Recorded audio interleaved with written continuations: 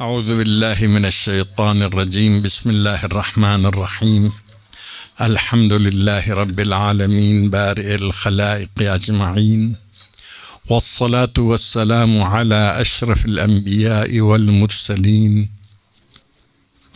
خاتم النبیین سیدنا و مولانا ابی القاسم محمد اللہم صلی علی محمد وعلی محمد وآلہ الطیبین الطاہرین المعصومین الذین اذهب اللہ عنہم الرجس وطہرہم تطہیرا اللہم صلی علی واللعن الدائم على اعدائهم من یوم عداوتهم الى یوم الدین۔ سب سے پہلے سرداران رشید اسلام جنہوں نے 46 سال انقلاب اسلامی اور راہ حسین میں قربانیاں پیش کی، بلکہ انقلاب کے لیے بھی قربانیاں پیش کی، اور مسلسل جد و جہد اور فداکاری کے بعد آخر میں اسی راہ میں شہید ہو گئے جو راہ حسین ہے۔ خوش قسمت ہے، باسعادت ہے، دنیائے تشیع کو سرخرو کیا ہے، علم حق کو انہوں نے بلند رکھا ہے۔ نائب امام رہبر معظم انقلاب کی ہر بات کو عملی اور وزنی اور مؤثر اور انقلاب اسلامی کو مؤثر بنانے میں ہر ممکن کردار ادا کیا ہے۔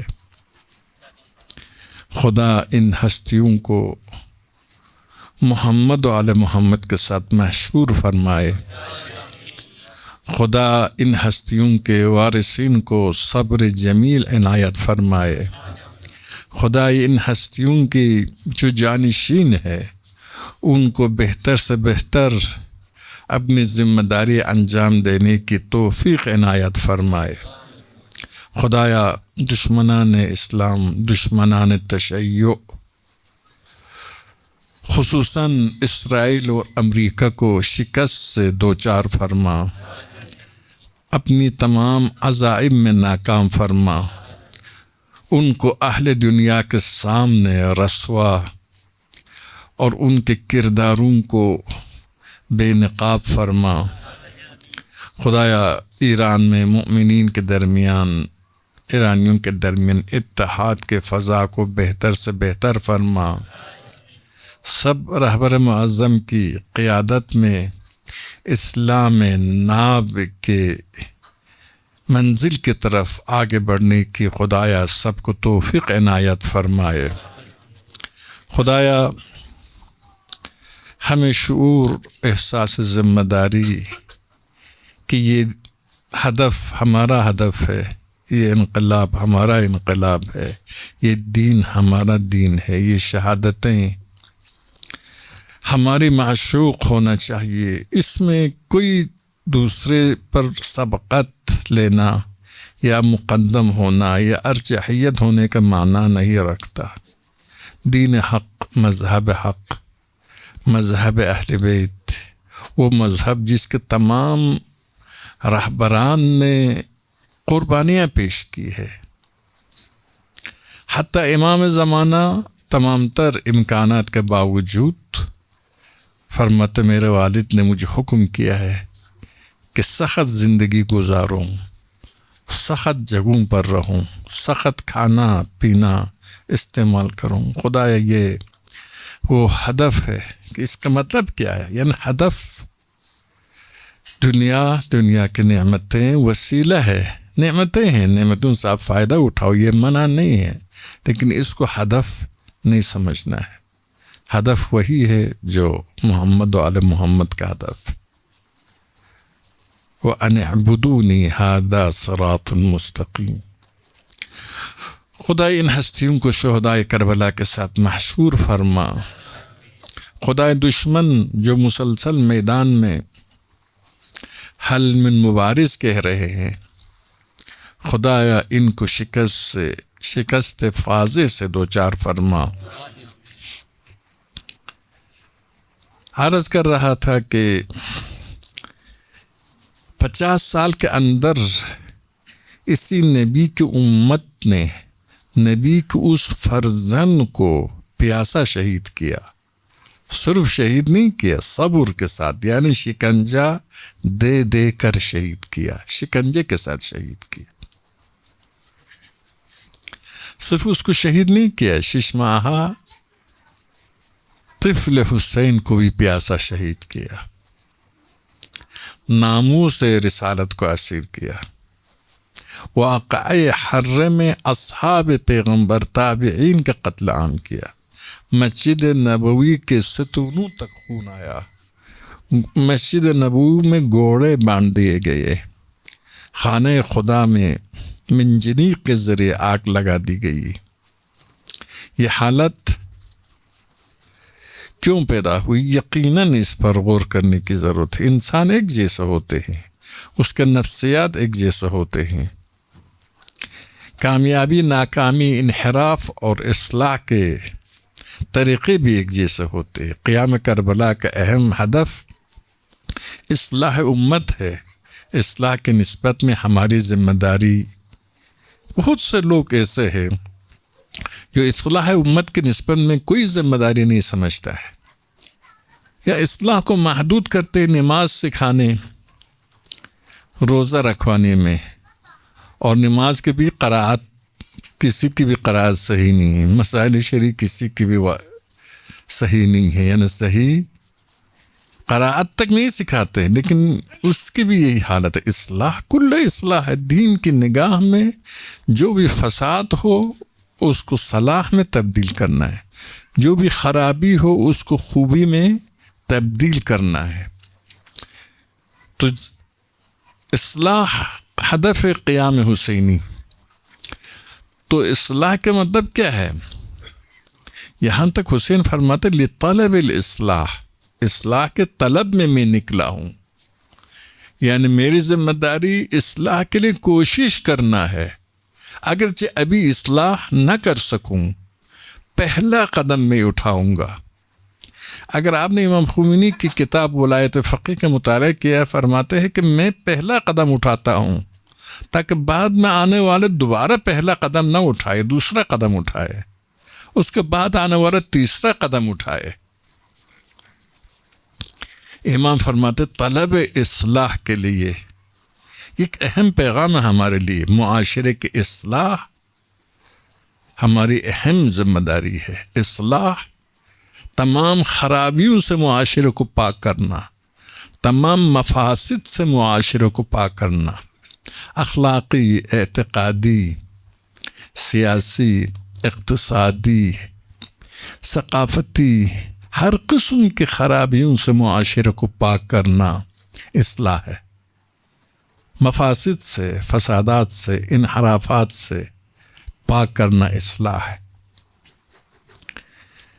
تو امت کی یہ حالت ہو گئی 50 سال کے اندر، تو اس کی وجوہات جاننے کی اہم ضرورت ہے، تاکہ اب ہم اپنے زمانے میں اس سے سبق حاصل کریں۔ رہبر معظم انقلاب کے متعدد تقاریر ہے، یقیناً آپ نے مطالعہ کیا ہوگا، عبرتہائے عاشوراء کے نام سے۔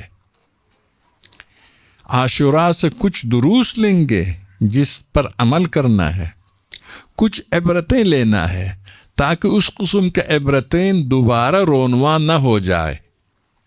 ان عبرتوں کی وجہ سے حسین واجب القتل اور زینب واجب الاسر نہ ہو جائے۔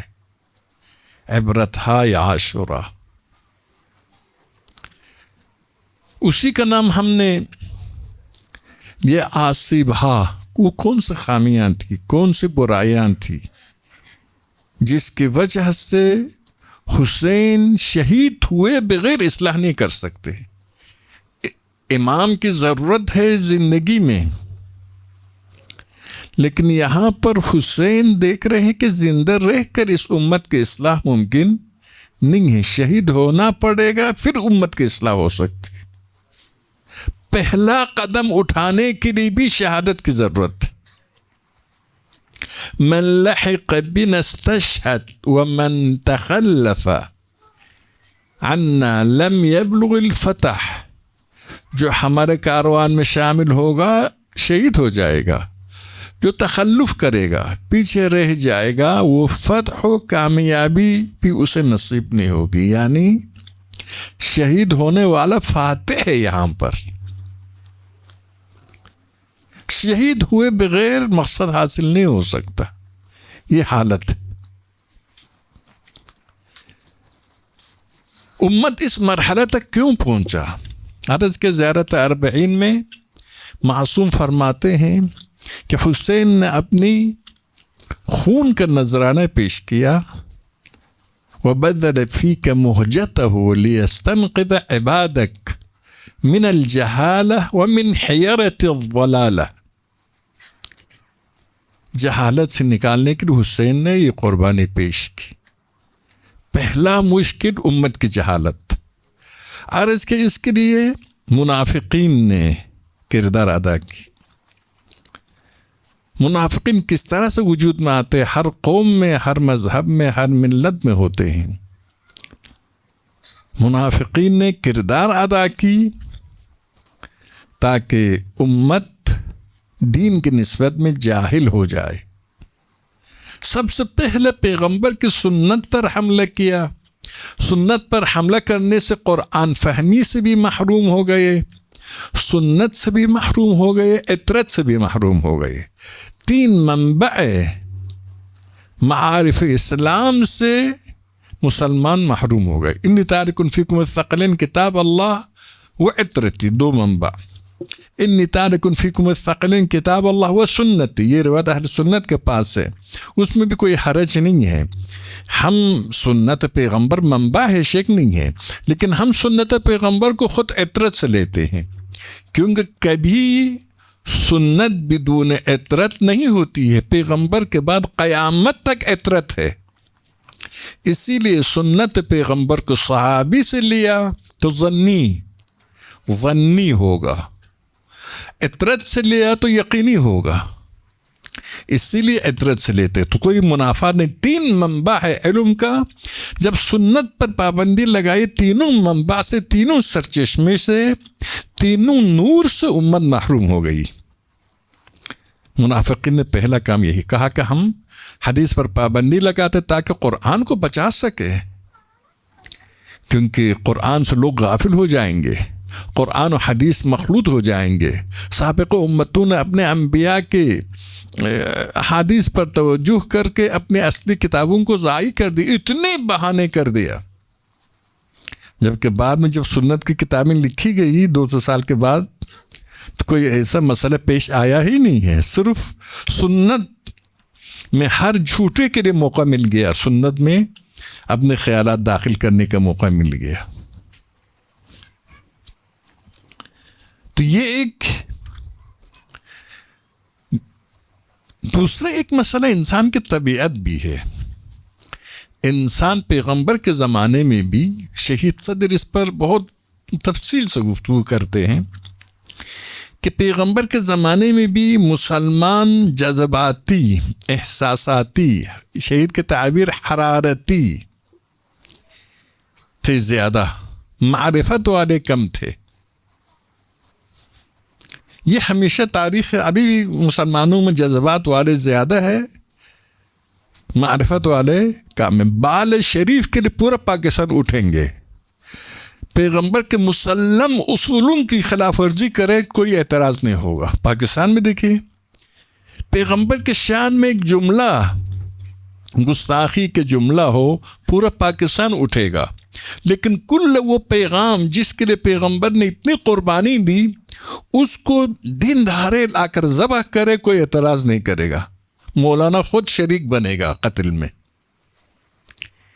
کیونکہ عموماً حرارتی لوگ ہیں، یعنی جذباتی لوگ ہیں، جذبات کے وقت اٹھتے ہیں، معرفت والے نہیں ہیں، اسی لیے معرفت سے مربوط مسائل میں اتنے مؤثر کردار ادا نہیں کرتے ہیں۔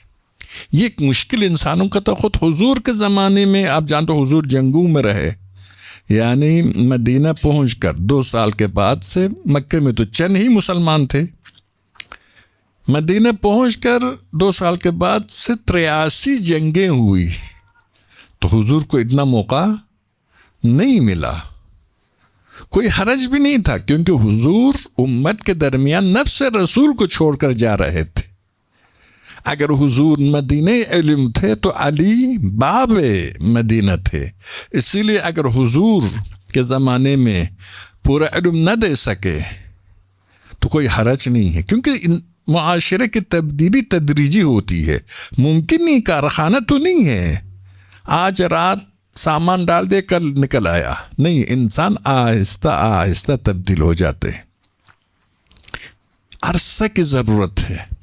اس لیے شاید اگر علی اور باقی ائمہ کے ذریعے امت کی تربیت ہو جاتی، 100-200 سال میں امت ایک کامل امت، بامقصد امت، خدا پسند امت ہو جاتی، لیکن چند سال کے اندر تبدیل کرنا ممکن نہیں ہے۔ انسانوں کے گوشت اور پوست میں فکر کو داخل کرنا پڑتا ہے، فکر ذہن میں بھی ہو، دل میں بھی ہو۔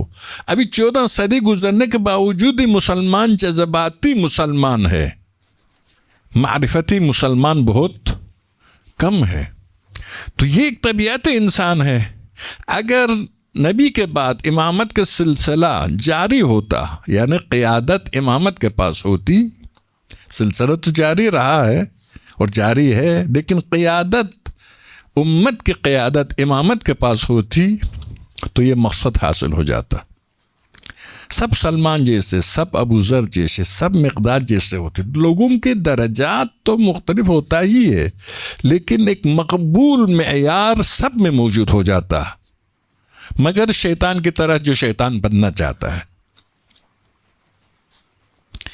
ایک مسئلہ یہی تھا کہ اسی لیے پیغمبر کی وفات کے بعد شیخ صدر فرماتے ہیں کہ جو حرارتی جذباتی لوگ تھے، پیغمبر جب گئے جذبات ختم ہو گیا، جذبات کو ابار کے رکھنے کی ضرورت ہے، حرارت کے آگ کی ضرورت ہے۔ پیغمبر جب دنیا سے چلے گئے جذبات کا سرچشمہ بھی بند ہو گیا، اب مفادات نے اس کی جگہ لے لی۔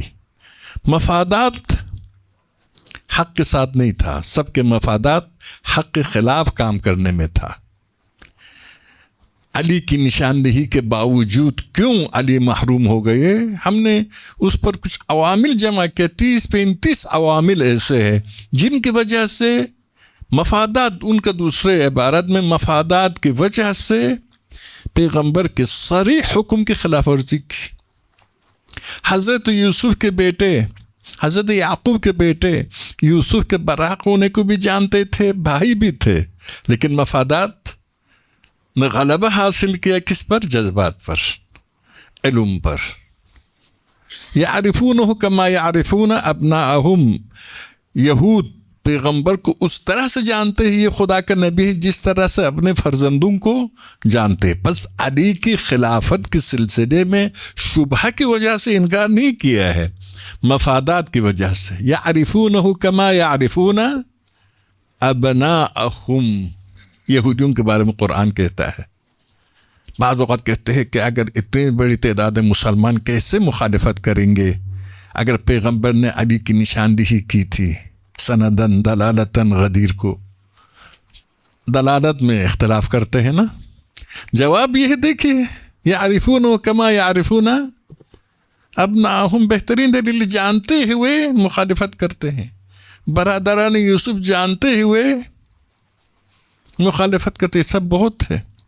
تو عرض یہ کر رہا تھا، پیغمبر کے وفات کے بعد امت کیا ہے؟ حرارت کا سرچشمہ پیغمبر تھا، وہ سرچشمہ چلا گیا، پھر مفادات کے اس تاریکی میں پڑ گئے. مفادات کا تقاضا یہ تھا کہ فدق بھی غصب ہو جائے، علی کے ساتھ بھی نہ دیا جائے، وغیرہ وغیرہ جو آپ کے پاس ہے تاریخ اسلام، بتانے کی ضرورت نہیں ہے. تو یہ ایک اہم مسئلہ. دوسرا عرض کیا، منافقین نے دین شناسی کے دروازوں کو، منابع کو بند کرنے کی کوشش کی. تو کوشش کا مطلب یہ نہیں کہ ابھی حدیث کیسی آئی وغیرہ 100% کوئی کامیاب نہیں ہوتا ہے. اہل حق بھی 100% کامیاب نہیں ہو رہا ہے، اہل باطل بھی 100% کامیاب نہیں ہوتا ہے. کوشش پوری کی اور اس نے اپنا اثر بھی دکھایا. 200 سال کے بعد احادیث لکھی گئی، سارے جھوٹ بولنے والوں کے لیے موقع مل گیا. 200 سال تک سچے لوگ بھی 1000 غلطیاں کرتے ہیں، جھوٹوں کو چھوڑ دے، سچے لوگ بھی 1000 غلطیاں. ابھی دیکھیں سچے لوگ ایک دوسرے سے جب بات نقل کرتے ہیں، چھٹے ساتویں آدمی تک پہنچ کر دیکھیں گے بات پوری بدل جاتی ہے. یہ نفسیات میں ثابت ہوا ہے. تو عرض یہ ہے کہ پہلا وار ہوا دین شناسی پر، سنت پر حملہ کر کے قرآن و عطرت سے بھی امت کو محروم کیا. لیکن قرآن خود کو ختم نہیں کر سکتے تھے، کیونکہ خدا نے قیامت تک کوئی نبی آنے والا نہیں تھا، اس لیے قیامت تک نبی کی گواہی، نبی کا معجزہ باقی رکھنا تھا. اس کے لیے غیبی عوامل کے علاوہ ظاہری جو عوامل ہمیں نظر آتا ہے وہ یہ ہے کہ پیغمبر اسلام نے کیا کہا، فقرؤوا ما تیسر منہ من القرآن، قرآن کی تلاوت کو حکم دیا، تمام مسلمانوں کو یاد کرنے کو حکم دیا. اس کی وجہ سے قرآن گھر گھر میں پہنچ گیا. جب گھر گھر میں پہنچ جائے تو قرآن میں تحریف کرنا ممکن نہیں تھا.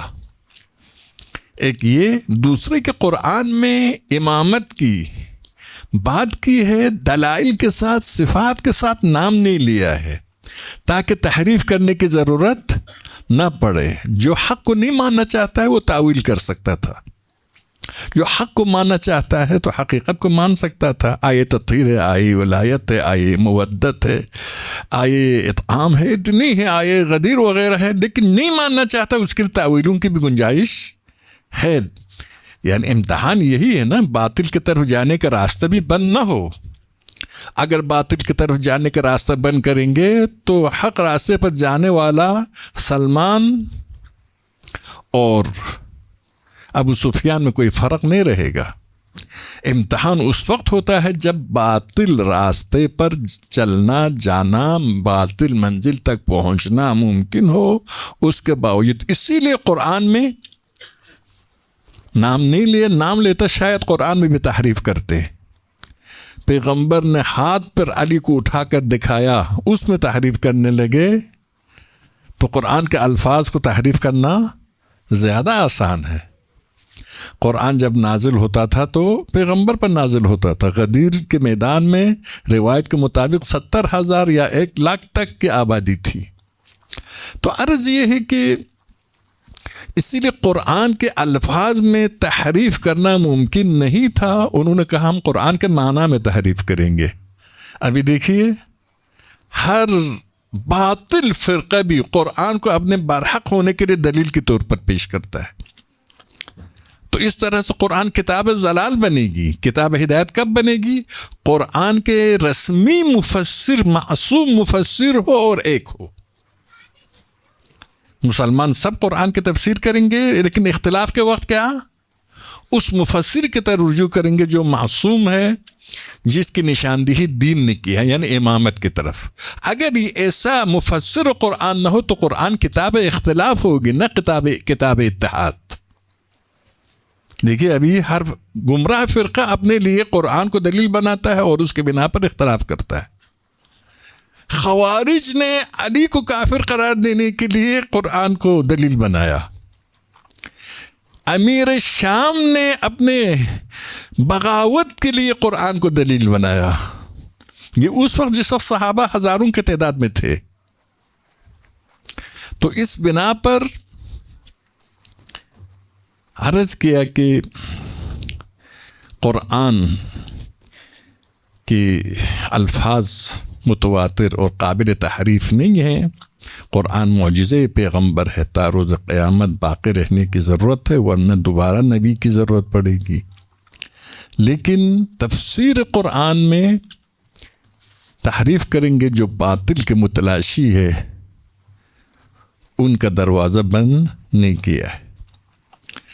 لیکن اہل بیت جو قرآن کے مفسر ہے اور منافق پہچاننے کے معیار بھی علی قرار پائے تھے، اس کے باوجود منافقین نے پہلا حملہ علی پر کیا.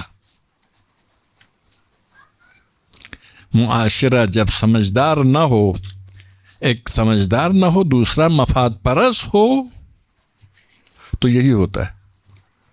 یہ اس زمانے کے بعد نہیں، ابھی بھی ہے، ہمارے درمیان بھی ہے. عزاداری قیام حسین کس کے لیے ہے؟ انسانوں کی تربیت کے لیے ہے. لیکن ہمارے درمیان کیا ہے؟ قیام حسین سے ترک نماز کی دلیل پیش کرتے ہیں.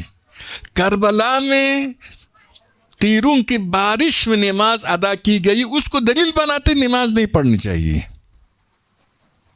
یہ ہو رہا ہے نہیں ہو رہا ہے ہمارے درمیان؟ اگر ہم کچھ سستی کرے، بے زبان ہو جائے، فعال نہ ہو، تو ہر چیز کو اسی کے مقصد کے خلاف استعمال کریں گے. امامت یعنی عدالت کی حکومت. لیکن امامت کو کس لیے چاہتے ہیں؟ تاکہ ہم ہر غلط کام کریں اور جنت بھی بک کرے. یہی نا، ہر غلط کام بھی کرے، جنت بھی بک کرے. امام آئے انسانوں کو انسان بنانے کے لیے. ہم امام کو چاہتے ہیں کہ ہم جانور بن کر جنت چلے جائے. تو یہ خطرہ ہمیشہ ہے. دوسرے لوگ صرف اس دلدل میں نہیں پھنسے ہیں، ہم بھی دوسرے انداز میں پھنس گئے ہیں. اپنے بارے میں بھی مطالعہ کرنا پڑے گا. تو عرض کیا کہ اس طریقے سے علم اسلام پر حملہ کیا. منافقین نے سب سے پہلے علی پر حملہ کیا. منافق پہچاننے کے معیار کیا ہے؟ آپ جانتے ہیں خلیفہ دوم پیغمبر کی وفات کے بعد خلیفہ اول، یہ اس پر مفصل گفتگو کہ عبداللہ سبا کی کتاب کے شروع میں کوئی اہل خیر مل جائے، میں بولتا تو ہوں ممبر پر، لیکن بے اثر ہوتا ہے، دل سے بات نہیں نکلتی ہے، تو طاقت پرواز بھی نہیں رکھتی ہے. 35 صفحہ اسے عبداللہ سبا کے پہلے جلد کے، جس میں عبداللہ سبا کے داستان بنانے والا سیف ابن عامر کی حقیقت کو برملا کیا ہے. اور اسی 35 صفحہ کو چھاپ دیں گے تو اس افسانہ کو ختم کرنے کے لیے کافی ہے. 2 جلد کی کتابوں کو چھاپیں گے، کوئی پڑھتا نہیں ہے، میں نے بھی ابھی تک مکمل نہیں پڑھا ہے، لیکن 35 صفحہ سب پڑھے گا، ہر ایک تک پہنچ جائے گا.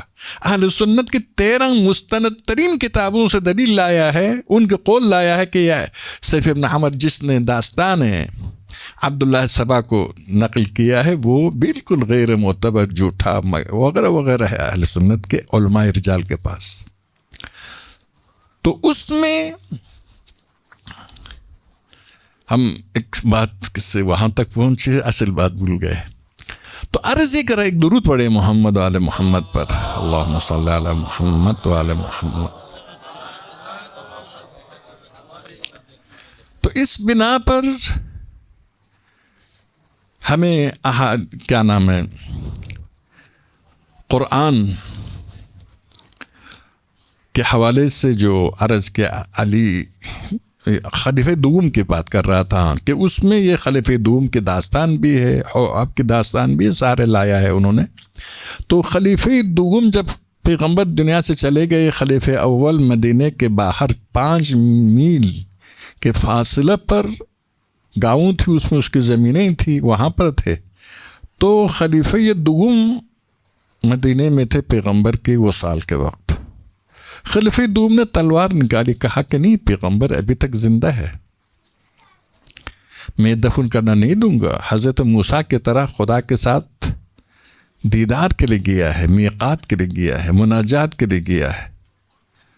سب نے سمجھایا، حضرت عباس نے سمجھایا، باقیوں نے سمجھایا، لیکن قرآن کی آیتیں پڑھی وغیرہ ماننے کے لیے تیار نہیں تھا. ہمارے برادران کہتے ہیں کہ یہ عشق رسول میں جنون آنی میں مبتلا ہو گئے. جب خلیفہ اول پہنچ گیا، ظاہر 5 میل کے فاصلے سے پہنچنا اتنا مشکل نہیں تھا، پہنچ گئے. انہوں نے خلیفہ دوم سے یہی کہا کہ انک میت و انہم میتون. اگر کوئی محمد کی عبادت کرتا ہے تو محمد چلا گیا، اگر خدا کی عبادت کرتا ہے تو مان لے، قبول کرے اس بات کو. تو خلیفہ دوم کہتے گویا یہ آیت پہلی بار میں نے سنی تھی، مان لیا. اب اس کے بعد دفن کیے بغیر سقیفہ میں جانا دوسری داستان ہے. یہ عاشق کیوں اتنے جلدی دفن کیے بغیر چلے گئے؟ تو عرض یہ ہے کہ خلیفہ دوم کی بات یہ تھی کہ پیغمبر کو حکم ہے جاہد الکفار والمنافقین واغلظ علیہم. حکم جہاد با کفار و منافقین. ابھی تک پیغمبر نے کفار کے ساتھ جنگ لڑی ہے، منافقین کے ساتھ کوئی جنگ نہیں لڑی ہے. بس پیغمبر آئیں گے، منافقین کے ساتھ جنگ لڑیں گے، ان کو ختم کریں گے، پھر دنیا سے آپ چلے جائیں گے. لیکن ظاہر ہے منافقین کے ساتھ جنگ کیسے لڑیں گے؟ پیغمبر نے تو جنگ نہیں لڑی. پیغمبر حکم خدا کی خلاف ورزی کرنے والے نہیں ہیں. کفار کے ساتھ حسی جنگ ہے، بصارت کے ساتھ جنگ کرنا ہے. منافقین کے ساتھ بصیرت کے ساتھ جنگ کرنا ہے. یہ بنیاد جنگ کی ضرورت ہے، کیونکہ منافقین باطن میں کافر ہے، ظاہر میں مسلمان ہے. کفار ظاہر و باطن دونوں میں کافر ہے. اس لیے منافقین کے ساتھ جنگ کرنا کوئی آسان نہیں ہے. پیغمبر پر فوراً اعتراض ہوتا تھا کہ پیغمبر اپنے ایمان طاقتور ہونے کے بعد اپنے ایمان لانے والوں کو ختم کرنے لگے. عبداللہ بن ابی جو سردار تھا منافقین مدینے کا، اس کے قتل کے بارے میں جب خلیفہ دوم ہی نے پوچھا، فرمایا میں نہیں چاہتا ہوں کہ لوگ کہیں کہ طاقتور ہونے کے بعد اپنے اصحاب کو مارنا شروع کیا ہے. اس کے منفی اثرات. تو اس کے لیے کیا ہے؟ ایک معیار بتایا علی ہے. یہ علی لا يحبك الا مؤمن ولا يبغضك الا منافق. منافق پہچاننے کے ایک معیار علی ہے. داماد ہونے کی وجہ سے نہیں ہے، چچزاد ہونے کی وجہ سے نہیں ہے. اسلام کے سب سے بڑے مدافع کے ساتھ دشمنی کرنے کی وجہ یہ کہ یہ اسلام کو دشمن ہے. ابو سعید خدری کہتے ہیں کہ قرآن کی آیت وَلَا تَعْرِفَنَّهُمْ فِي لَحْنِ الْقَوْلِ، آپ منافقوں کو پہچان لیں گے ان کے انداز بیان سے. ابو سعید خدری کہتے ہیں کہ ہم منافقین کو علی کے ساتھ دشمنی کرنے کے ذریعے پہچانتے تھے. علی کے ساتھ دشمنی کرنے کے ذریعے پہچانتے تھے. ایک علی کو قرار دیا. احمد بن حنبل کی مشہور واقعہ ہے آپ کے سامنے، جب کسی نے کہا علی قسیم النار والجنت، کیونکہ احمد بن حنبل کے ماننے والے عام طور پر وہی ناصبی اموی لوگ تھے، اب تک بھی وہی ہے. خود احمد بن حنبل نے ان کو آگے لائے، بہتر کیا، علی کی طرف لانے کی پوری کوشش کی. تو یہ کیسے ممکن ہے علی قسیم النار والجنت ہو جائے؟ تو احمد بن حنبل نے کہا کہ علی نے ابھی تقسیم کی جنت و جہنم کو، آخرت کے لیے نہیں رکھا ہے. کیونکہ پیغمبر نے فرمایا یا علی، جو آپ سے محبت کرے گا وہ جنتی ہے، آپ سے دشمنی کرے گا وہ منافق اور جہنمی ہے. ابھی تقسیم کی ہے. تو یہ حقیقت شیعہ سنی سب کے پاس روایت، سب کے پاس مقبول اور معتبر روایت. اور دوسرا بصیرت کی ضرورت ہے. منافق پہچاننے کے لیے بصیرت ہے، عقل سے کام لینا ہے. ایک گروہ میں ایک آدمی ہمیشہ اس گروہ کی کامیابی کے وقت غمگین ہو جاتا ہے، گروہ کے ناکامی کے وقت خوش ہو جاتا ہے، گروہ کو غلط مشورے دیتا ہے، گروہ کو لوگوں کی نگاہوں سے گرانے کی کوشش کرتا ہے. یہ چیزیں سمجھ میں آتا ہے کہ یہ آدمی اس گروہ کے مقصد کے دشمن ہے، اس گروہ کے مقصد کے اس میں جنگ خندق میں کسی نے کیا کہا عمر بن عبداللہ کے بارے میں، یہ اتنا بڑا بہادر ہے، یہ کو تنہا 1000 رہزنوں کے ساتھ مقابلہ کر کے سب کو بھگا دیا۔ مسلمان پہلے سے ڈر رہے تھے، مزید ڈر گئے۔ تو یہ یعنی ان کے اعمال کو دیکھنے سے پتہ چلے گا کہ یہ منافق ہے یا مومن ہے۔ بصیرت کی ضرورت ہے۔ جب تک ایک قوم میں منافق کی پہچان نہ ہو، وہ قوم منزل تک پہنچ ہی نہیں سکتی۔ یقینی ہے منافقین وہی جس کو راہبر انقلاب فرماتے نفوذی ہے، دشمن کے نفوذی ہے، دشمن کے اعلی کار ہے، اصل دشمن ہے، ہم العدو فاحذرهم۔ تو وہ قوم آگے بڑھ ہی نہیں سکتی ہے جب تک منافقین کو نہ پہچان لے۔ منافقین کو پہچاننا اور ان کو کلیدی مقامات نہ دینا۔ ممکن بعضوں کا پہچان بھی لے منافقین کو، لیکن پوری قوم کی یہی حالت ہو گئی ہے، اس کے باوجود منافقین کو ووٹ دے دے، یہ بھی امکان ہے۔ اسی لیے یہ خطرہ ہمیشہ ہے منافق شناسی، منافق زدائی اہم ترین ذمہ داری میں سے کہ اب منافقین نے عرض کیا، مسلمانوں کو دین شناسی سے محروم کیا۔ اور بھی کچھ عوامی، ایک کمپنی ہے، اگر اس کو ختم کرنا چاہے، ایک کامیاب کمپنی ہے عالم میں، دنیا میں، دوسرا آدمی خود بھی کمپنی بنانا چاہتا ہے، لیکن وہ کمپنی اس کمپنی کا مقابلہ نہیں کر سکتا، تو کیا کرے گا؟ سب سے پہلے کوشش کرے گا دنیا والے اس کمپنی سے باخبر نہ ہو۔ دیکھو ایران کو بدنام کرنے کی کتنی کوشش کر رہے ہیں امریکہ، اسرائیل، مغرب والے۔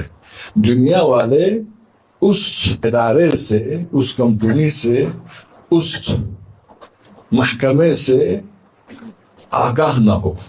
آگاہ ہو تو اس کے پاس آئیں گے، آگاہ نہ ہو تو اس کے پاس نہیں آئیں گے۔ تو اس کمپنی سے آگاہ نہ ہو، یہ پہلا کام کرے گا۔ دوسرا کام، خود اسی کمپنی کے مال کی طرح مال، نقلی مال جو ہوتا ہے نا، دے گا مارکیٹ میں بیچے گا، اسی کمپنی کے مال کی طرح مال مشابہ، یعنی اسلام محمدی سے باخبر نہ ہو ایک، دوسرا نقلی اسلام اموی، اسلام امریکائی معاشرے میں پیش کرے، اسی اسلام کے بالکل فوٹو کاپی۔ حج ہے، نماز ہے، روزہ ہے، لیکن وہ اثرات نہیں ہے۔ نماز ہے، منافقین بھی پیغمبر کے ساتھ نماز پڑھتے تھے نا، علی کے ساتھ نماز پڑھتے تھے، لیکن ان کی نماز کو کوئی اثر نہیں تھا۔ روزہ رکھتے تھے، اس کا کوئی اثر نہیں تھا۔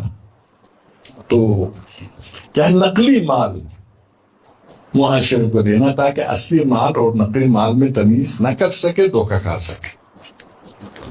تیسرا کام یہ ہے کہ اصلی مال کو بدنام کرنا، اصلی مال بنانے والوں کو بھی بدنام کرنا، نقلی مال کی تعریف کرنا، پبلسٹی کرنا، اور نقلی مال کے بنانے والوں کو بھی تعریف کرنا۔ چوتھے مرحلے میں اصلی مال کے بنانے والوں کو نیست و نابود کرنا۔ یہ طریقہ کار ہے کسی اصلی مال سے قوم کو محروم کرنے کے لیے۔ اسلام کی نسبت میں یہی ہوا، اصلی اسلام سے بے خبر رکھنے کی کوشش کی گئی، نقلی اسلام پیش کی گئی۔ کیسا نقلی اسلام؟ اسرائیلیات کو اجازت مل گئی، یہودی اور عیسائی علماء کو موقع ملا، کعب احبار، تمیم دارمی وغیرہ کو، کہ تم اسرائیلیات بیان کر سکتے ہو مسلمانوں کے مساجد میں آ کر۔ یہ خود مسلمان بن گئے تھے بظاہر، ان کے مساجد میں آ کر بیان کر سکتے ہو، کیونکہ آپ جانتے ہیں انسانوں کے سوالات، ذہنی خیالات ایک جیسے ہوتے ہیں۔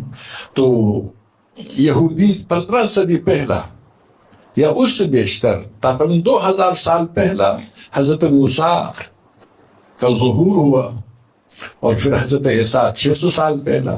تو یہودی اور عیسائیوں کی جو سوالات تھے وہ اپنے علماء سے پوچھتے تھے، علماء کچھ نہ کچھ کر کے جوابات تیار کر رکھا تھا اس 2-2.5 سال میں، 2000-2500 سال میں۔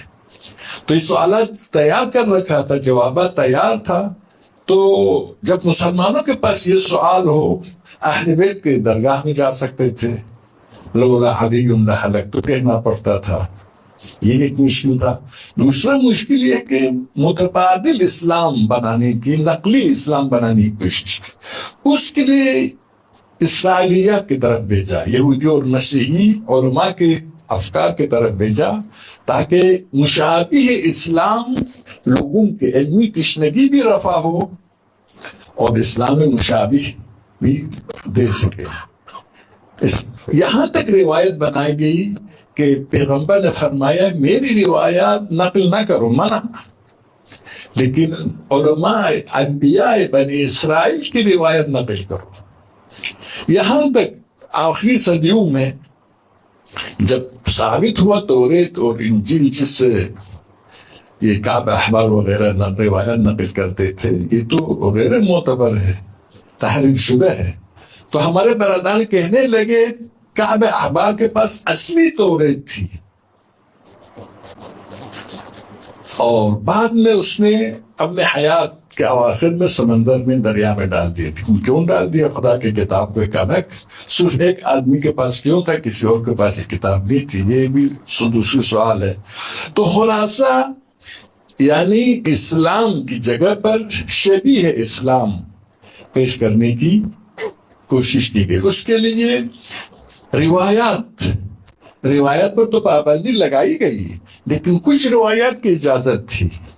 وہ روایات جو حکومت کو مضبوط کرے، جہاد کو مضبوط کرے، حکومت کے لیے مال غنائم لائے، ایسی روایات کی اجازت تھی. جماعت مسلمین سے جدا ہونا جائز نہیں ہے کہ جاہلیت کا موت مرتا ہے. یعنی کوئی انقلاب نہیں کر سکتا، کوئی بغاوت نہیں کر سکتا. کوئی اگر وقت کے حاکم کے خلاف اقدام کرے، پوری جماعت کو لے کر تو اقدام نہیں کر سکتا، محدود گروہ کو لے کر اقدام کرے گا.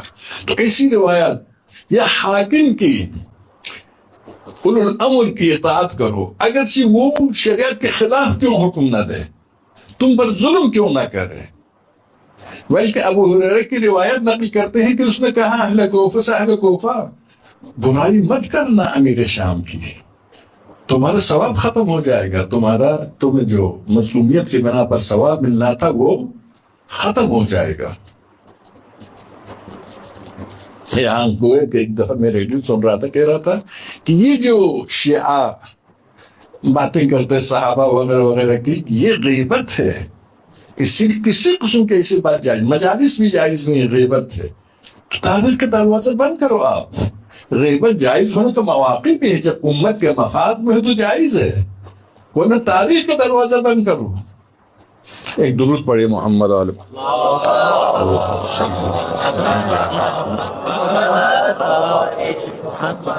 تو اس طرح سے اسلام امریکائی آج کل کے اصطلاح کے مطابق، امام خمینی کے اصطلاح کے مطابق اسلام اموی، نقلی اسلام پیش کرنے کی کوشش کی، جو عام طور پر مساجد میں نمازهای جمعہ میں وہی پیش ہوتی تھی.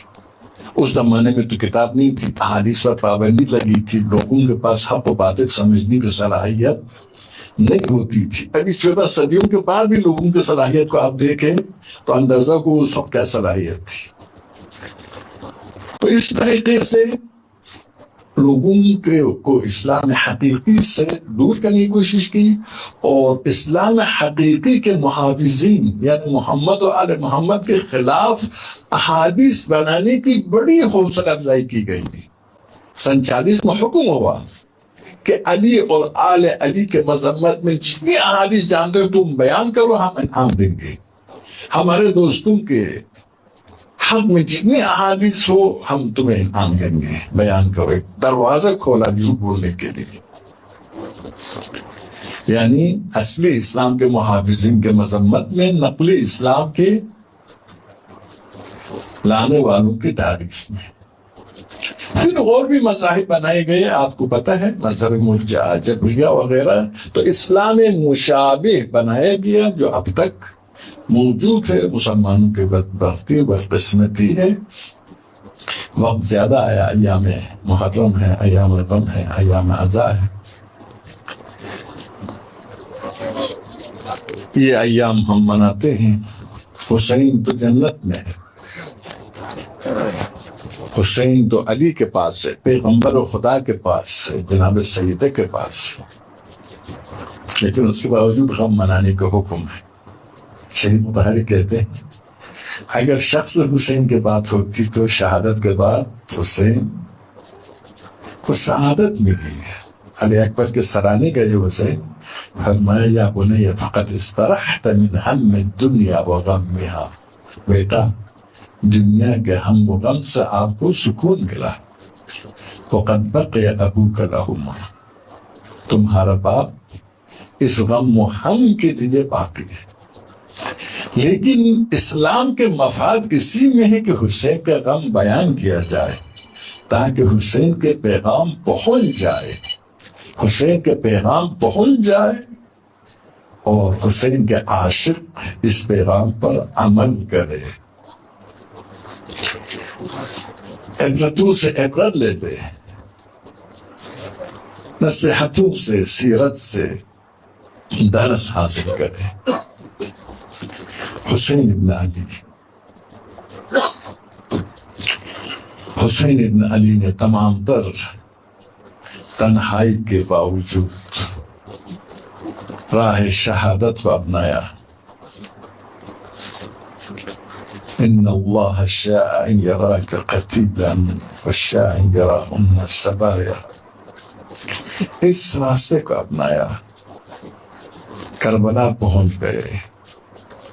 3 محرم کو عمر سعد بھی 4000 لشکر لے کر آ گیا۔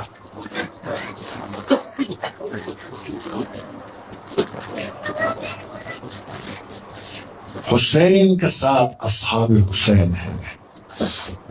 ہماری ثقافت کے مطابق، عادت کے مطابق اصحاب حسین کے بھی ذکر کرتے ہیں۔ ایک اہم وجہ یہ ہے کہ اصحاب حسین ہمارے لیے اسوہ حسنہ بن سکتے، ان کی سعادت کو دیکھ کر ہم اپنے آپ کو اس سعادت میں شامل کر سکتے، اسی لیے اصحاب حسین کا ذکر کریں گے، اس لیے کہ حسین نے ان کی بڑی تعریف کی ہے۔ فرمایا ایسے اصحاب نہ میرے نانا کو ملے، نہ میرے والد کو، نہ میرے بھائی کو۔ اصحاب حسین کا تذکرہ، ان اصحاب میں سے ایک جس کا تذکرہ کیا جاتا ہے حضرت حر ہے۔ حر درس بھی ہے، اس کی زندگی میں عبرت بھی ہے۔ سب سے پہلے آ کر حسین کا راستہ روک دیتا ہے، حسین کو آگے بڑھنے سے روک دیتا ہے، حسین کے گھوڑے کے لگام پکڑ کر آگے جانے سے منع کرتا ہے۔ امام نے فرمایا ثقلت امک، تمہاری ماں تمہاری موت پر گریان ہو جائے، تم میرا راستہ روکتے۔ کہا یا ابن رسول اللہ، اگر آپ کی ماں کوئی اور ہوتی، جناب سیدہ نہ ہوتی تو میں ضرور نام لیتا، لیکن میں آپ کے والدے کے لیے بہترین الفاظ کے علاوہ کچھ نہیں کہہ سکتا۔ یہ جو امام حسین نے فرمایا ہے یہ بددعا ہے، اسی لیے کوئی بات بعید نہیں ہے۔ ائمہ اطہار جب اہل باطل کو قتل کر سکتے ہیں تو ان کی موت کے لیے بددعا بھی کر سکتے ہیں۔ تو حسین نے، آپ جانتے ہیں کہ حسین کے کردار کو حر نے دیکھا تھا پہلے سے۔ جب حسین پہنچے لشکر حر 1000 نفری آئے، سب پیاسے، حسین نے سب کو پانی پلایا۔ اس کے لشکر کے آخری آدمی کہتا ہے کہ میں جب پہنچا حسین نے اپنے دست مبارک سے میری سواری کو بھی پانی پلایا۔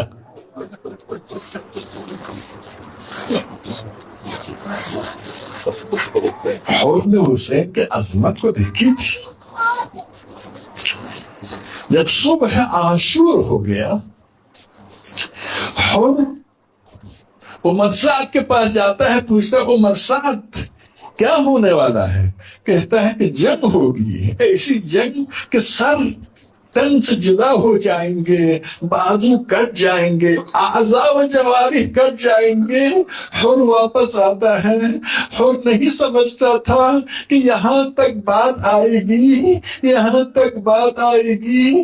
آگے بڑھا غمگین حالت میں، اپنے کوئی عزیز تھا، اس سے کہا کہ تم نے کیا اپنے گھوڑے کو پانی پلایا ہے؟ وہ کہتا ہے کہ میں نے احساس کیا حر مجھ سے دور ہونا چاہتا ہے، یا حر لشکر چھوڑ کر بھاگنا چاہتا ہے، اور نہیں چاہتا کوئی اس کو اس حالت میں دیکھے۔ میں نے کہا ٹھیک ہے، چلا گیا میں اپنے گھوڑے کو پانی پلانے کے لیے۔ اور آگے بڑھتے گئے حسین کے خیمگاہ کی طرف۔ خیمگاہ کے نزدیک جب پہنچے، ابھی فاصلہ تھا کچھ، اور ایک لشکر عمر سعد کے اور ایک آدمی کہتا ہے حر کیا تم تنہائی میں تیرے تنہا حسین پر حملہ کرنا چاہتے ہو؟ روایت کہتی حر کام گئے، لرز گئے، کیا میرے بارے میں ایسا تصور بھی ہو سکتا ہے؟ خیمگاہ حسینی کے نزدیک پہنچا۔ السلام علیکم یا ابا عبداللہ، مولا میں نے آپ کو حیثیت دی ہے، آپ کا راستہ روکا ہے، خاندان اہل بیت ناموس رسالت کے دلوں میں خوف پیدا کیا ہے، مولا کیا میرا توبہ قبول ہوگا؟ حسین رحمت للعالمین کا نواسا ہے، امام رحمت فرمایا تمہارا توبہ قبول ہوگا، آؤ آؤ بیٹھو، تم ہمارے مہمان ہو۔ بعض روایات کہتی ہیں حر نے عرض کے مولا میں نے سیدانیوں کو بھی پریشان کیا ہے، آپ اجازت دے دیں میں ان کے خدمت میں جا کر معافی طلب کروں۔ خیمگاہ ہے، سیدانیوں کے خیمگاہ کے باہر آ کر سلام کیا۔ دختران پیغمبر میرے سلام ہو آپ پر، میں وہی حر ہوں جس نے آپ کا راستہ روکا، آپ کے لیے آپ کے دلوں میں خوف پیدا کیا، تکلیف پہنچائی، اذیت پہنچائی، مجھ کو معاف کیجیے، معاف کیجیے۔ سیدانیاں بھی تو رحمت للعالمین کی نواسیاں ہے، رو پڑی، حر کو معاف کیا، اور آگے میدان کی طرف اشقیاء کو واعظ و نصیحت کی، کچھ اثر نہیں ہوا، واپس آیا حسین کی خدمت میں، جہاد کے لیے اذن لیا، لیکن جہاد کے لیے جانے سے پہلے اپنے بھائی کو میدان کی طرف روانہ کیا، بھائی شہید ہوا، اپنا بیٹا میدان کی طرف روانہ کیا، بیٹا شہید ہوا۔ روایت میں بعض کتابوں میں دوسرا بیٹا کا بھی نام آیا ہے بکیر کے نام سے، اس کو میدان کی طرف بھیجا، خوب جنگ لڑی، واپس آیا، بابا ابا میں پیاسا ہوں، ہم نے فرمایا جاؤ اپنی جان فدا کرو فرزند پیغمبر پر۔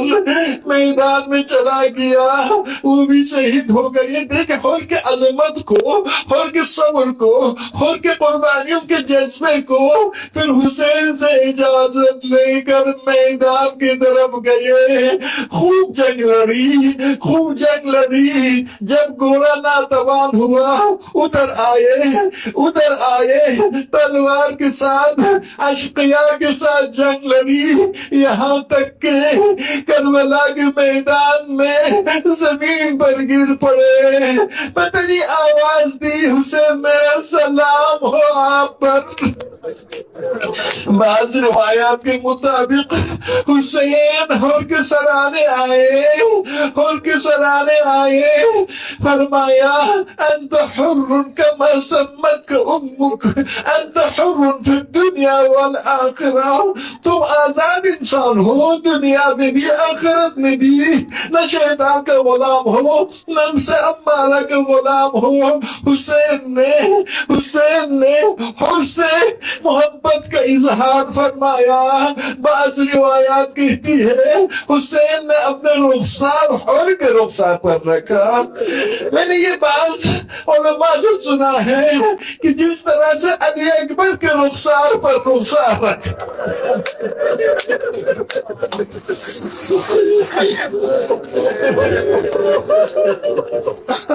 حضرت امام زین العابدین کے اشعار ہے لَنِعْمَ الْحُرُّ حُرُّ بَنِي رِيَاحٍ.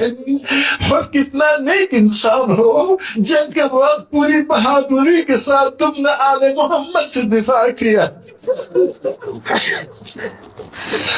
بعض روایات میں یہی ہے کہ حور کے سر مطہر سے خون بہ رہا تھا. حسین نے اپنے رومال نکالا, اس کے سر کو باندھ دیا اور حور کی تدفین ہوئی. شاہ اسماعیل جب حور کے روزہ بنانے کا انتظام ہوا کہا کہ حور کے سر پر جو رومال ہے وہ حسین کا ہے. مجھے چاہیے جیسے ہی رومال اتارا حور کے سر ادھر سے خون نکلنا شروع.